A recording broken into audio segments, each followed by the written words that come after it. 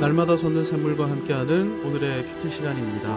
9월 24일 금요일, 오늘의 말씀은 로마서 15장 22절로 29절까지 말씀입니다. 그러므로 또한 내가 너희에게 가리하던 것이 여러 번 막혔더니 이제는 이 지방에 일할 곳이 없고 또 여러 해 전부터 언제든지 서바나로 갈 때에 너희에게 가기를 바라고 있었으니 이는 지나가는 길에 너희를 보고 먼저 너희와 사귐으로 얼마간 기쁨을 가진 후에 너희가 그리로 보내주기를 바랍니다.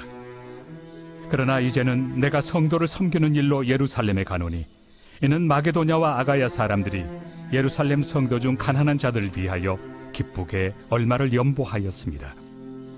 저희가 기뻐서 하였거니와 또한 저희는 그들에게 빚진 자니 만일 이방인들이 그들의 영적인 것을 나누어 가졌으면 육적인 것으로 그들을 섬기는 것이 마땅하니라. 그러므로 내가 이 일을 마치고 이 열매를 그들에게 확증한 후에 너희에게 들렀다가 서바나로 가리라. 내가 너희에게 나아갈 때 그리스도의 충만한 복을 가지고 갈 줄을 아노라. 22절에서 바울은 지난날 로마로 가려 했던 자신의 행보가 여러 차례 막혔다고 말하고 있는데, 학자들은 바울의 로마 행이 막혔던 이유로 두 가지를 거론합니다. 먼저는 바울의 선교 원칙 때문이라고 말합니다. 어제 보았던 로마서 15장 20절에는 바울의 선교 원칙이 다음과 같이 소개되어 있습니다. 또 내가 그리스도의 이름을 부르는 곳에는 복음을 전하지 않기로 힘썼노니 이는 남의 터 위에 건축하지 아니하려 함이라. 바울의 선교 원칙은 기존 사역자가 사역하고 있는 곳에는 방문하지 않는다 였습니다. 바울은 복음이 땅끝까지 전파되려면 사역자들끼리, 교회끼리는 경쟁해서는 안 되며 복음이 전파되지 않은 곳에 모든 선교의 역량이 집중돼야 한다, 이렇게 생각했던 것입니다. 그런데 로마에는 이미 교회가 설립되어 있었으니 굳이 로마를 방문할 필요가 없었던 것이죠. 무엇보다 바울은 너무나도 바쁜 사역자였습니다. 그래서 로마에 방문할 틈이 없었던 것인데요. 23절에서 바울은 이렇게 말합니다. 이제는 이 지방에 일할 곳이 없고, 이 지방이란 로마서를 기록할 동안 바울이 머물렀던 고린도, 아가야 지방을 포함하는 마게도냐 등지의 지중해 동부 지역을 가리킵니다. 바울은 세 차례 전도 여행을 통해 아시아, 갈라디아, 마게도냐, 아가야 등지를 종횡무진하면서 사역하며 가는 곳마다 교회를 설립했는데, 그 결과 이제는 이 지방에 일할 곳이 없을 정도가 된 것입니다. 바울이 가지 않은 곳이 없었고 복음 사역을 감당하지 않은 곳이 없었던 것입니다. 로마를 제외한 모든 지역에 복음을 전파했던 것입니다. 바울은 눈코 뜰 새 없이 오직 사명에 매인 채 사명에 이끌려 잠깐의 숨 고를 틈도 없이 살았던 것입니다. 눈코 뜰 새 없이 바쁜 삶을 살았던 것은 착하고 충성된 모든 복음 사역자들, 모든 일꾼들의 특징이었습니다. 저와 여러분의 삶의 태도 그리고 모습도 이래야만 하는 것이죠. 왜 이렇게 해야 합니까? 그래야 땅끝까지 이르러 내 증인이 되리라. 이 주님의 지상 명령을 감당할 수 있기 때문입니다. 바울은 모함을 당해도 아랑곳하지 않고 복음 사역에 매진했습니다.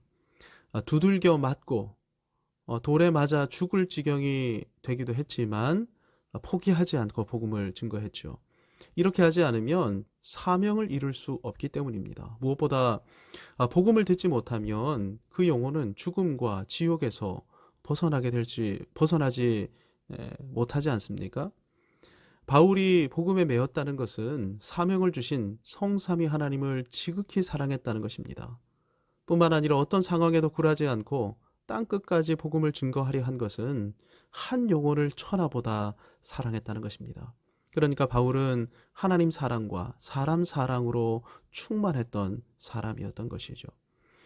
전도 프로그램과 전도 행사가 필요합니다. 하지만 본질적으로 전도는 사명입니다. 우리가 지금 119 새생명 축제를 진행하고 있는데, 이렇게 새생명 축제의 기간을 정해서 진행하고 있는 이유는 이렇게라도 하지 않으면 우리 상당수가 전도의 사명을 망각한 채 살 가능성이 매우 높기 때문입니다.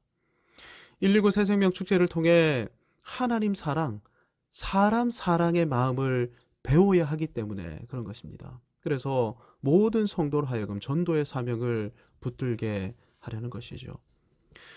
바울을 포함한 우리 신앙의 선배들은 사명에 이끌려 또 하나님 사랑, 사람 사랑의 마음을 품고 사역했습니다. 그 결과가 무엇입니까? 지금 우리에게까지 복음이 전파된 것이죠. 극동에 위치한 대한민국까지 복음이 증거될 수 있었던 것입니다. 맡겨진 지역에서 모든 사역을 감당했던 바울은 드디어 그토록 가기 원했던 로마 교회 방문을 계획하고 있습니다. 24절입니다. 이는 지나가는 길에 너희를 보고 먼저 너희와 사귐으로 얼마간 기쁨을 가진 후에. 바울은 로마 교회를 방문해서 성도의 교제를 나누기 원했습니다. 그런데 바울의 로마 교회 방문은 로마가 목적지인 방문이 아니었습니다. 로마 방문은 또 다른 목적지를 방문하기 위한 경유지로서의 방문이었던 것이죠. 바울이 로마를 경유지로 삼으려 했던 이유가 23절 하반절과 24절에 소개됩니다. 또 여러 해 전부터 언제든지 서바나로 갈 때에 너희에게 가기를 바라고 있었으니 이는 지나가는 길에 너희를 보고 먼저 너희와 사귐으로 얼마간 기쁨을 가진 후에 너희가 그리로 보내주기를 바람이라. 바울의 최종 목적지는 유럽의 땅끝이었던 서바나, 스페인이었습니다. 땅끝 스페인으로 나아가 선교하기 원했는데 로마 교회에게 선교 후원을 요청하려고 바울이 로마를 경유지로 선정했던 것이죠. 바울의 열정을 보십시오. 1차, 2차, 3차 전도 여행을 하면서 지금의 터키와 그리스 일대 중 방문하지 않은 곳이 없었을 정도로 바울은 쉴 틈도 없이 복음 사역을 감당했는데 이 여정이 순탄했습니까? 그렇지 않습니다. 고난과 고초와 핍박과 죽음의 위기로 가득했던 여정이었죠. 그런데 또다시 바울은 스페인으로 나아가 땅끝 사명을 감당하기 원하고 있는 것입니다. 그래서 로마 교회에게 이 사역을 후원해 달라고 후원을 요청하고 있는 것이죠. 바울의 인생을 가득 채우고 있었던 것은 복음이었던 것입니다. 성령이 임하시면 권능을 받고 땅끝까지 증인이 되리라. 이 주님 말씀의 성취였던 것이죠.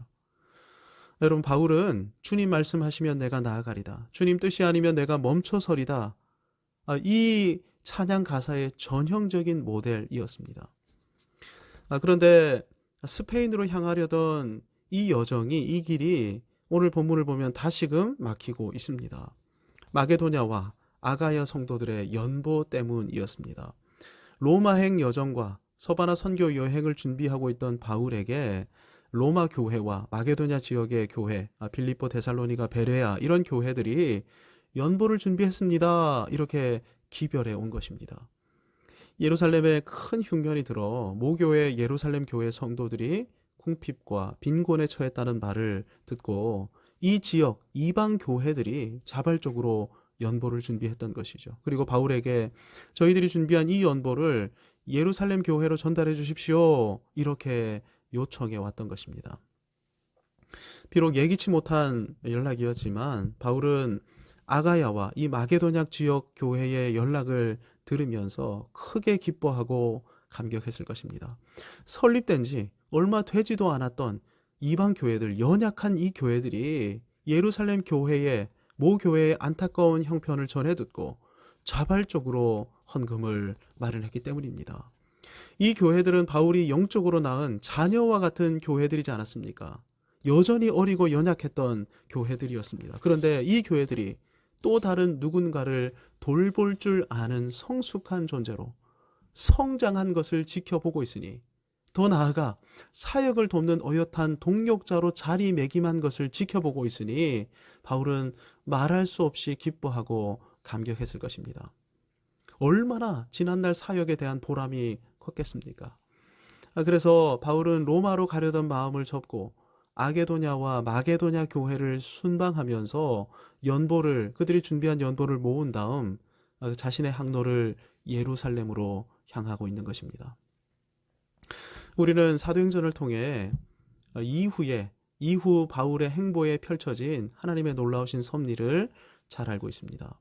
이렇게 바울 일행이 예루살렘으로 갔을 때 바울은 그곳에서 결박당하고 구금당했습니다. 심지어 살해 협박에 시달리기도 했고 바울을 죽이기 위한 자객단이 형성되어서 막 이 자객단에게 쫓기기까지 했죠. 하지만 마침내 하나님께서는 로마 백부장의 호위 속에 바울이 로마로 입성하도록 인도하셨습니다. 그리고 이후에는 서바나 선교 사역까지 감당하게 하셨습니다. 하나님께서는 바울이 구제 사역도 감당하고 로마에서 복음 사역도 감당하며 나아가 서바나까지 가서 복음 증거하는 것을 기뻐하셨던 것입니다. 그래서 이 모든 일을 바울로 하여금 이루도록 하셨던 것이죠. 오늘 우리에게 주신 말씀을 붙들고 우리 자신의 삶에 대해 생각해 보기를 원합니다. 우리는 얼마나 사명에 붙들려 살아가고 있습니까?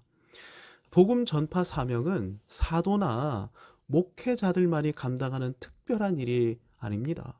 모든 믿는 자들, 특별히 성령의 임재 가운데 살아가고 있는 신자라면 그들 모두를 향한 보편적인 사명이 전도의 사명입니다.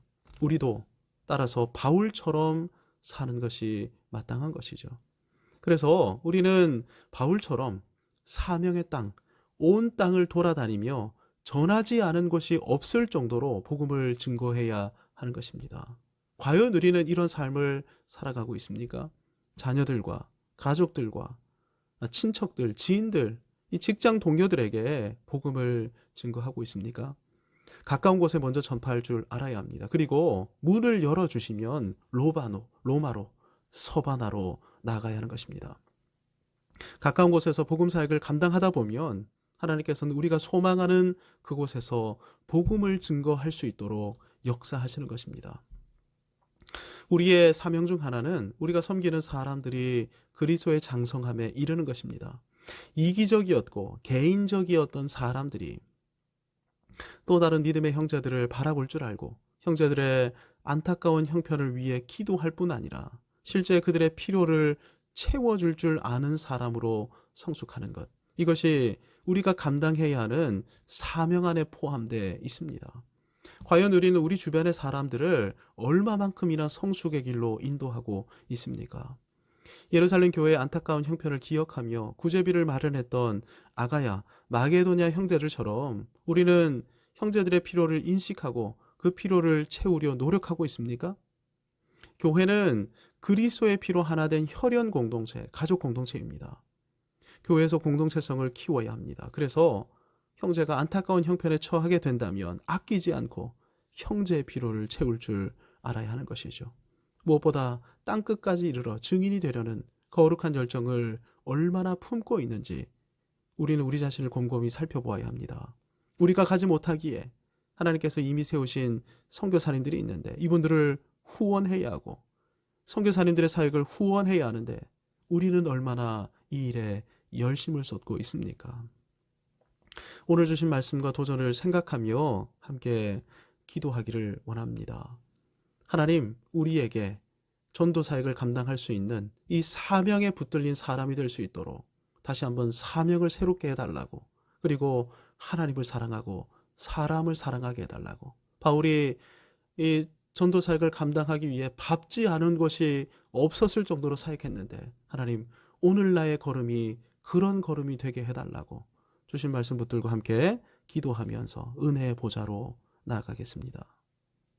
하늘에 계신 우리 아버지, 아버지의 이름을 거룩하게 하시며 아버지의 나라가 오게 하시며 아버지의 뜻이 하늘에서와 같이 땅에서도 이루어지게 하소서.